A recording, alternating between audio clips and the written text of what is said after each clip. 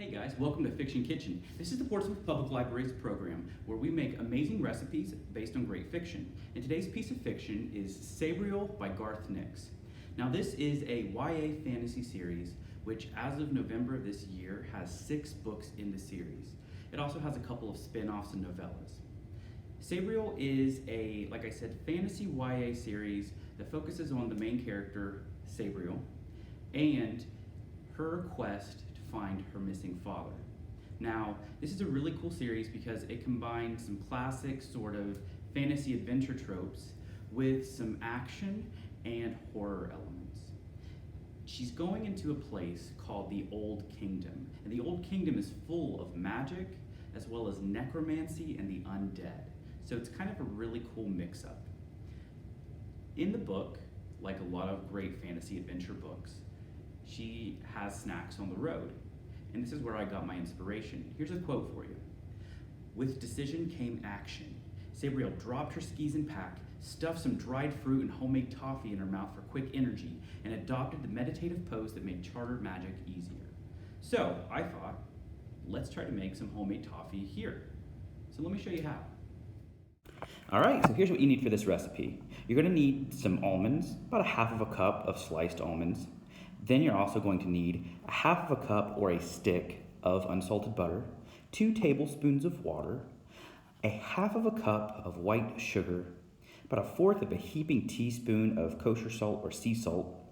You'll also need around a teaspoon of vanilla extract, as well as 6 ounces of your favorite chocolate. I recommend bittersweet, as the toffee will itself be pretty sweet. Before we get started, you really want to make sure that you're lining a 9x5 or so bread pan with aluminum foil. This is going to make it much easier for you to get your toffee out later. All right, so you want to warm a pan over medium heat, and then you want to melt your stick of butter completely.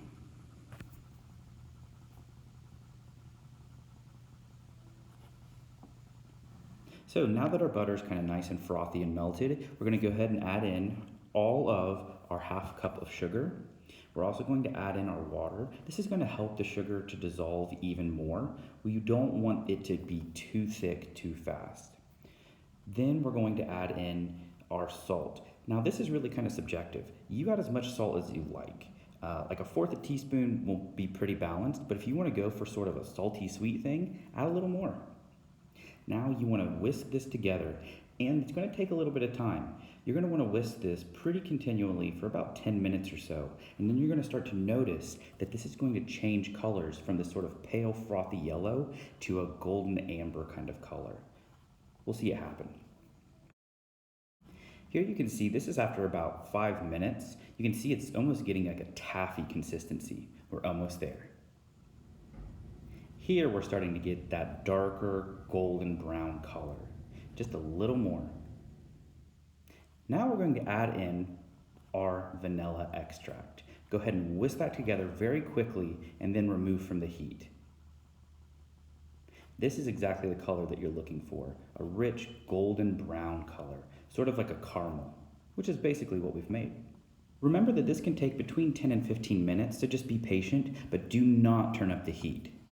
All right, get your lined bread pan, and now gently and slowly and carefully pour in your melted sugar. Melted sugar is very hot. Please be careful not to burn yourself. What you want to do is cover the bottom of the pan with a thin layer of the toffee mixture. Now, if you get a nice thin layer that completely covers it, go ahead and stop. You don't want it to be too thick. Then what you'll do is you're going to set this aside for about 45 minutes to let it cool as much as it can so that you don't burn yourself and so you can add the chocolate layer on later. Now we're going to melt some chocolate. Get about 1 inch of water in a saucepan, bring it to a boil and put a glass bowl on top. Then add your chocolate. The gentle steam from below will slowly melt your chocolate without letting it burn. You don't want your water to be like boiling hot here, otherwise the chocolate itself will start to scorch. So gently whisk around your chocolate until you begin to get a nice smooth consistency. You're looking for all of the chocolate to melt here so that you can pour it onto the toffee mixture. After about 2 minutes, here we are with a nice, smooth, velvety chocolate that then is able to be poured onto our layer of toffee. Let's show you how. Now you're going to get your cooled toffee mixture and pour your chocolate on top. You want to make sure that your toffee is cooled, otherwise the chocolate will just sink through or possibly even burn. Now add just about half or so of your chocolate mixture. You might not need as much as you think. Again, we're going for sort of a thin layer that's just going to cover the top of your toffee. It doesn't have to be a huge pile. You're not looking to get like a thick inch or so of chocolate on top. Just enough you know the chocolate's there. Also, the chocolate is going to help us with our next step, which is to hold on our final topping, which in this case, I'm using toasted almonds. Now you can use whatever you want. Dried fruit is a great option, or just sprinkle with some sea salt, or if you don't want to add any other flavors, leave it plain. It's going to be great no matter what. All right, once that's cooled for about an hour or so, you just want to make sure the chocolate is hardened. You're going to then remove the foil from the pan. Watch how easy this comes out. It's so much easier than if you don't have the foil. Now all we're going to do is slowly remove our toffee from the foil. Now, if you go too quickly, sometimes little bits of the foil will kind of get stuck to the toffee, so I recommend just going slow here.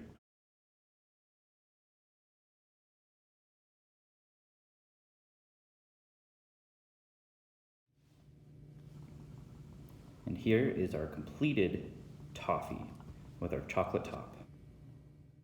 Now, as tempted as you might be to just go ahead and like chomp into this thing, I recommend breaking it into more manageable pieces. This is a fairly rich kind of treat, so, a little can go a long way. Now, you can break this up however you'd like. If you just kind of want to like drop it on the table and let it crack, go for it. That's kind of the point of it. I mean, it will kind of break into whatever pieces it really wants to. Break it into as small as you'd like, and then begin enjoying.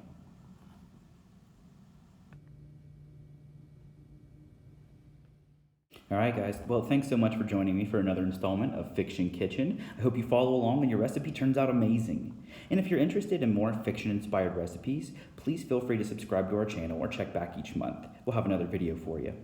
If you're interested in Sabriel series or need help finding similar books, feel free to come into the library. Give us a call at 740-354-5688, or even just shoot us an email at reference@yourppl.org.